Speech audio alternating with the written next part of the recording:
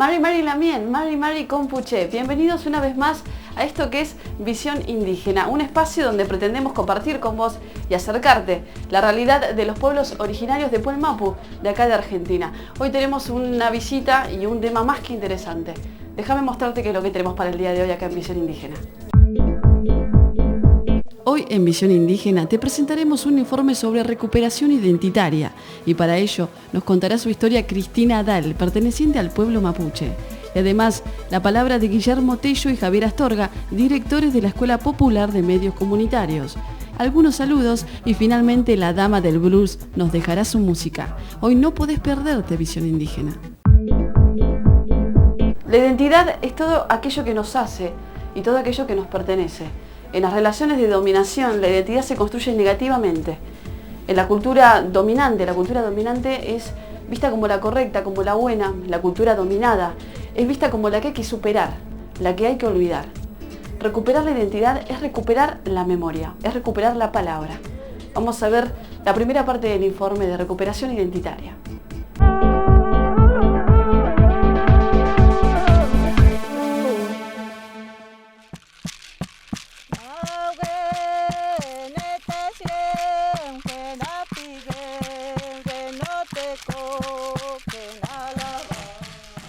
Todos los pueblos tienen su propio origen, su propia cultura, manera de concebir el mundo, de vivir, pensar y explicar su existencia. Desde que Europa se lanzó a conquistar nuevos territorios, creyéndose el centro de la civilización mundial, los pueblos originarios de todos los continentes tuvieron que soportar los sacrificios de la colonización.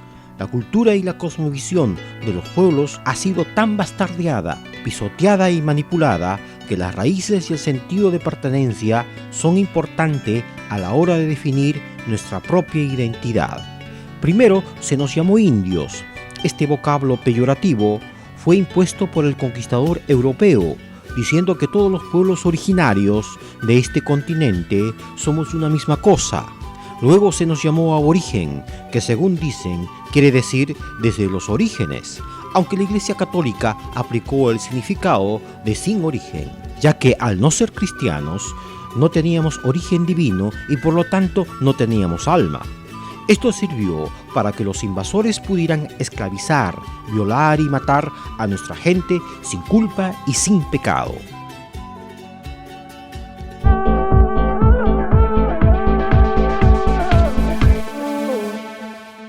Continuamos acá en Visión Indígena y después de ver la primera parte del informe sobre recuperación identitaria nos encontramos junto a Cristina Adal. Ella es referente del blues acá en Puel Mapu, en Argentina, pero también se encontró hace no mucho tiempo con su identidad, con su pueblo mapuche. Cristina, un placer que estés en Visión Indígena. Un orgullo, muy contenta estoy de poder estar aquí y que hayamos podido lograr esta entrevista y bueno, muy feliz.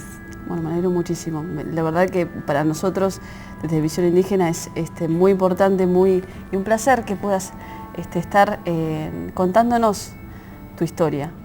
Vos no naciste reconociéndote mapuche. No, y me llevó mucho tiempo, ¿sí? Y creo que todavía lo voy a seguir trabajando, ¿no? Porque es algo que tuvo guardado durante muchos años. No solamente guardado y negado, ¿no? Sino que también opuesto a la crianza que tuve. ¿Cómo fue parte de tu infancia? Claro, porque me crié en una familia europea, ¿sí? En donde a veces estas cuestiones de los pueblos originarios no estaban bien calificadas. Entonces yo no me podía reconocer como rubia de ojos azules, como quizás hubieran querido, ¿no? Que fuese. Siendo que mi papá era rubio de ojos azules, pero mi mamá no. La mamá que yo conocí, por supuesto que era blanca, pero la mamá que yo no conocí hasta grande, era así morochaza como nosotras, y eso a mí me significaba un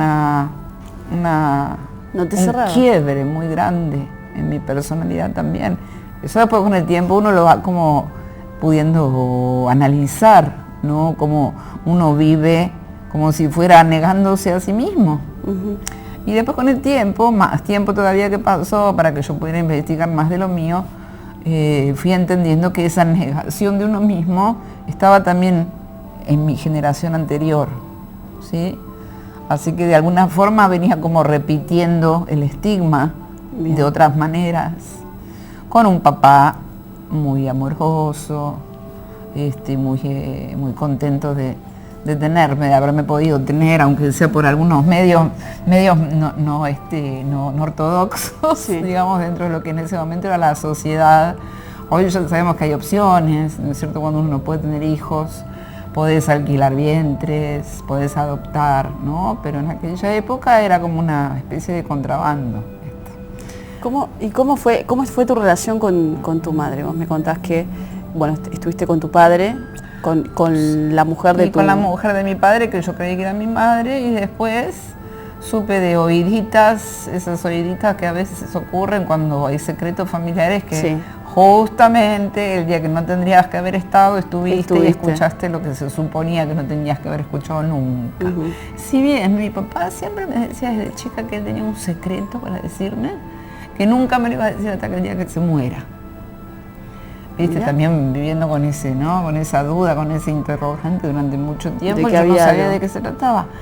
Y bueno, como esto pasó por un descubrimiento mío de esto de las oíditas que ¿Cómo te digo, fue eso? ¿Qué fue lo que yo escuchaste? estaba, digamos, como yéndome de mi casa y esperando un colectivo en la puerta de mi casa, y estaba mi papá discutiendo con su otra mujer, porque tuvo dos mujeres, en verdad, era otra mamá más que tuve, digamos, ¿no? Porque la que yo pensé que era mi mamá falleció cuando yo tenía 6 años. Entonces mi papá se volvió a casar y tuve otra mamá más.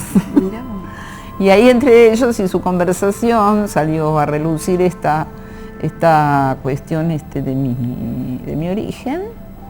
Y bueno, y ahí fue cuando yo empecé a hurguetear y empecé a hurgar por esto de las parteras de la familia. Había una época en que había parteras en la familia, ¿viste? Que atendían a toda la familia, la partera del barrio, ¿no es cierto? Que atendía a todo el barrio, bueno. Y fui a hablar con ella y ella me reveló cómo era la cosa. Y por supuesto que yo, mi mamá biológica, yo la conocía, ya la había visto de chica, sin saber que era ella. ¿Y qué es lo que hacía? Y ella era como parte, digamos, integrante de una señora amiga de la familia, ¿sí? Un título que mucha gente usaba, ¿no? Como para tener a alguien ahí que era amigo de la familia, y bueno, era amigo de la familia y venía, yo la veía como tal, como amiga de la familia. Y realmente sentía rechazo. Y bueno, y después poco a poco, en la medida que yo me fui interiorizando y sabiendo de esto, traté de reencontrarme con ella. Traté después de idas y vueltas, también tuvimos cortocircuitos, ¿no?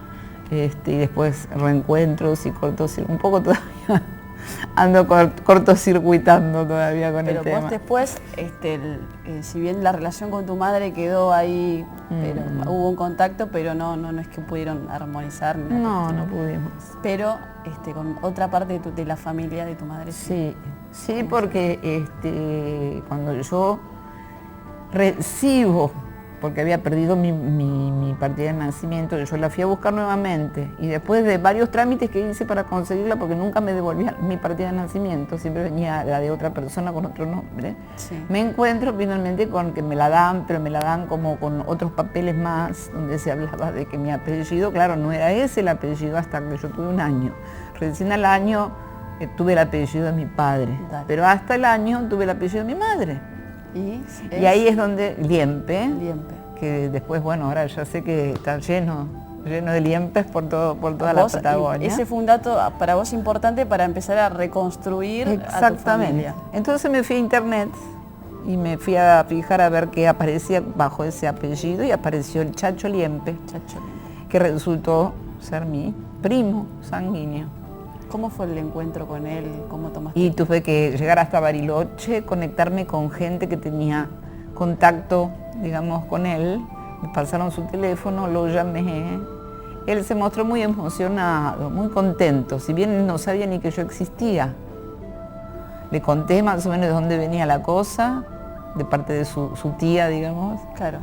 Y él se mostró muy emocionado, muy contento, porque él también, digamos, que como que tiene esa misión de arriero, de de ovejitas perdidas, y después en otro viaje siguiente, al mes siguiente, ya lo conocí en persona y obviamente ahí terminamos de charlar, de conversar. Él me terminó de explicar un montón de cosas que para mí eran interrogantes muy grandes, que estaban cargados de broncas, ¿sí? Y de faltas, de ausencias. Pero bueno, él, gracias a su explicación y su corazón, ¿no? Pude, digamos, saber de qué se trataba, que esto no es de ahora, de hoy, esto tiene mucho tiempo de acumulación. Y la verdad que en un punto me siento muy orgullosa de haber podido hacer ese ir contra viento y marea, a pesar de que no tenía forma de acceder, ¿no? Sí. Pero bueno, hice todo lo posible y llegué hasta el fondo de la historia. Y bueno, ya que estoy. Cris, continuamos con vos un ratito más. Después me gustaría que puedas comentar cómo es la relación entre el blues, vos sos una gran referente del blues, y cómo eso también se relaciona con tu identidad. Sí, así que vamos a conversar un poquito más. Dale. Ahora vamos a unos saluditos y ya estamos hablando con Cristina Dahl, reconstruyendo parte de su historia, que es más que enriquecedora. Ya venimos. Mi nombre es Anca Ulpu, soy del pueblo quechua, de lo que hoy es el sur de Bolivia. Mi saludo a Visión Indígena y un causacho, una visión indígena.